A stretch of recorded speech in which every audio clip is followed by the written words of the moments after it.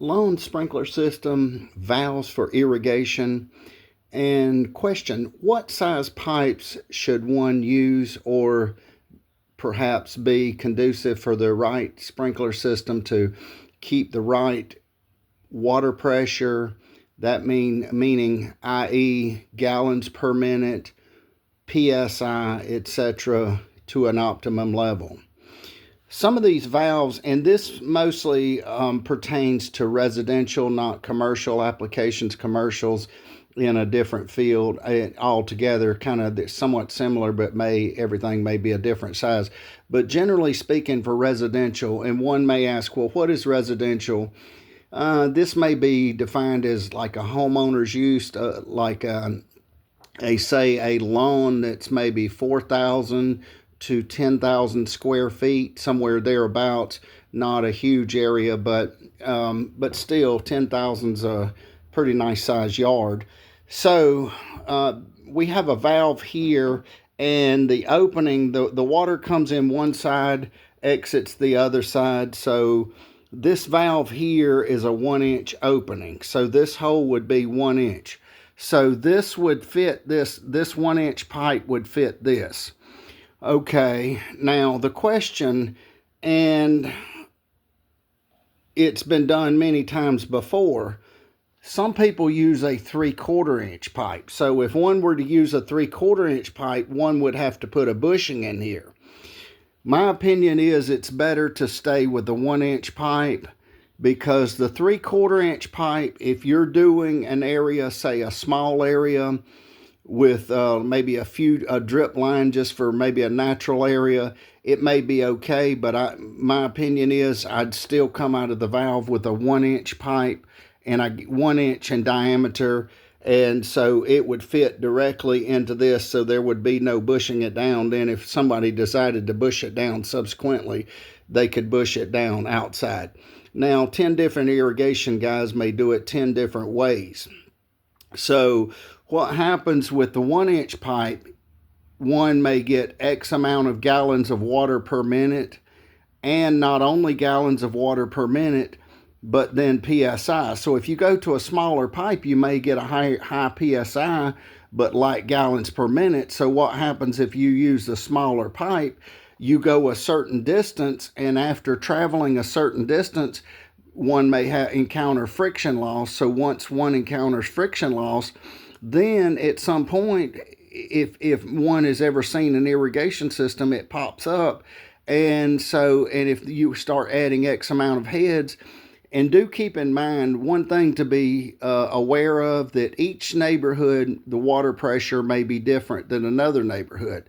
So if you check your water pressure, if you get like a little pressure thing, screw it onto your hose pipe, and your water pressure says, oh, well, we got 65 to 75 PSI. Well, you go halfway across town, and there's no guarantee. There's extenuating circumstances. How far? I'm not sure how the water company does it. The pipes may have been, new pipes may have been added, etc. So anyway, my opinion is for lawn sprinkler system for residential, keep your piping at 1 inch. And the valves are already normally pre-made for 1 inch. So it's kind of a no-brainer that once one just sticks this here and here, obviously glue it first, but once it's glued, stuck in here, then the 1 inch should suffice here. So now one other question here is, if we look at this size, if we look at this pipe, this may be PR 200, meaning that it may be a thinner walled. This wall here may be a thinner walled, and this is what most people use irrigation for. Now, it's not that one's right and one's wrong. This is Schedule 40. So if one can juxtapose the two here and look at the diameter on this pipe, this particular diameter may be larger than this. Now, there are times, especially around the valve areas, that I like Schedule 40. In the yard, in the open areas, I like PR 200. Now, one would ask, well, why do you like Schedule 40 over PR 200? Schedule 40 is thicker.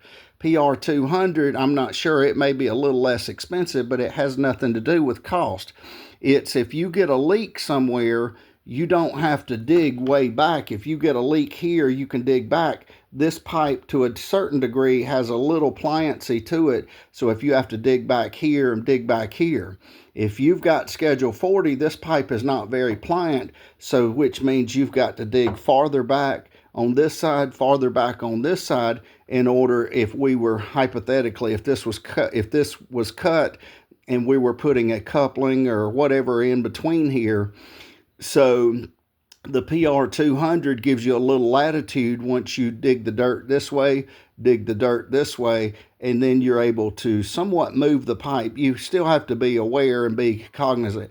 And one thing to keep in mind, after X amount of years, 5 to 10 years, these pipes they can get a little crispy. So the longer the irrigation system's in there, you may want to dig a little bit farther back just to make sure that you don't crack the pipe, and so when you're putting a fitting in. But the question here, what size pipe should be used for irrigation? 1 inch, in my opinion, and the valves are already for residential. The valves are already 1 inch size, so you put the glue on there. If you want to put some primer, that's fine. Put the glue and make sure it seats all the way back. So if you use the 3/4 inch pipe, 3/4 may be good if you're only feeding a drip line or something, or maybe a couple pop-up heads. But if you go a far distance with this and then you notice that your heads won't pop up, you may not have enough gallons per minute, etc. So the choice between 1 inch and 3/4 for residential, try to keep it, in my opinion is try to keep it at 1 inch, and the valves are already pre-made to accept 1 inch. So this is an optimum size pipe for lawn sprinkler system, primarily residential use.